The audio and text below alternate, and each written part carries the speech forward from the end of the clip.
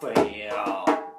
Ashe, Ashe, Ashe, Ashe, Funga, Raphael, Funga, Raphael, Ashe, Ashe. Ashe, Ashe. Music therapy is using music to accomplish non-music stuff. To elaborate even more, music therapy is using music to accomplish non-music goals. And then we can keep going, and again, music therapy is using applied music. So most of our music is live. We do a lot of songwriting. There are a lot of songs that we write for our clients, with our clients, using specified techniques. So we'll use improvisation, we'll be using songwriting, we use structured neurologic music therapy breaks down into varying areas of practice. So you're looking at sensory motor, you're looking at speech and language. Our techniques get pretty intricate like every other field, but essentially we use music to accomplish non-music goals. And because of what happens in the brain when you use music, you are able to accomplish things through music that you wouldn't otherwise be able to accomplish. Big red and orange.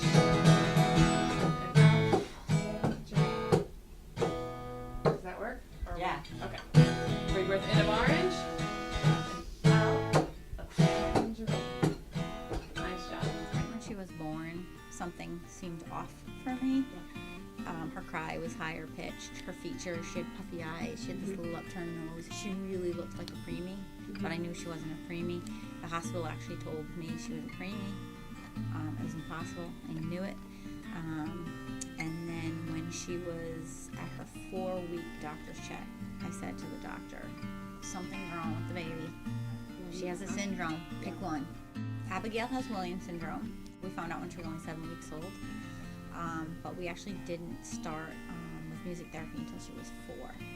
Abigail struggled with everything, emotionally, academically, gross motor-wise. Everything was delayed with her. We had utilized the traditional therapies, and when she was 4, I was starting to get frustrated. The very first session of music therapy, she took a capital letter A and a lowercase letter A, and she called them mama letters and baby letters, and she learned half the alphabet.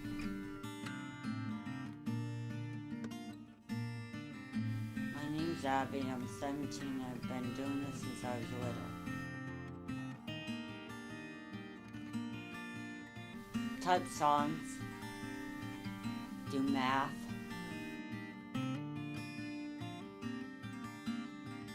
helps so they can know a little bit about me.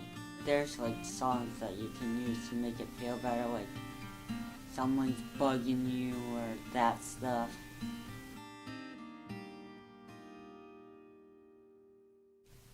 If I didn't have music therapy at all, that would be a bad thing. Wicked bad thing. I get to see so many different goals accomplished every single day. I get to see children who haven't learned to speak yet sing their first words. A 2-year-old, to see a 2-year-old sing mommy for the first time. People who have lost speech due to stroke or traumatic brain injury reacquire those skills.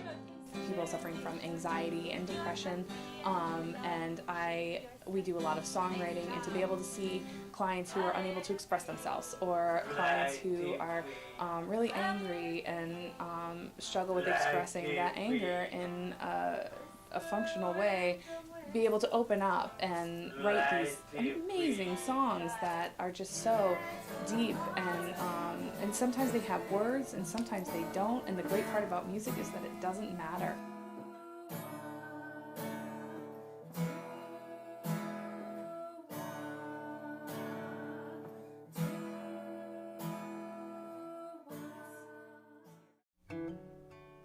Tori was struck by a hit-and-run drunk driver when she was walking home from her school bus at 12 years old. Up until that point, Tori was a world champion martial artist. She was someone who loved music, loved dance, art. She was on the National Junior Honor Society, In her group of friends, she was the glue that held them all together. She told the corniest jokes. She gave the best hugs. And just in general was someone who had a really infectious laugh and a really big smile.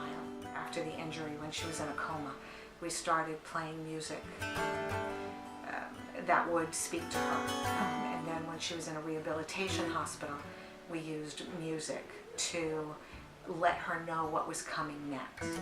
You know, the jury's out. A lot of people will say that Tori's cognition isn't there because she is not more than 50% accurate if you ask her questions or ask her to participate. In music therapy, she seems to be much more than 50% accurate.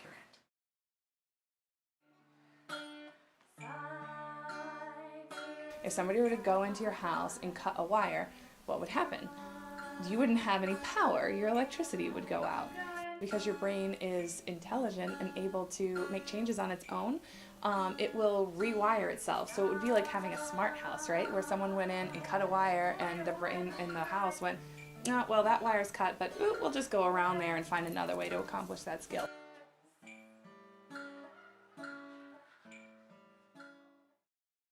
Music therapy is a research-based profession, and we have a code of ethics, we have standards of clinical practice, and our beautiful profession uses all of these wonderful music-based techniques that are researched, that are neurologically based, to acquire a variety of skills in a variety of clients. I firmly believe and am passionate about in my practice is that there is no only.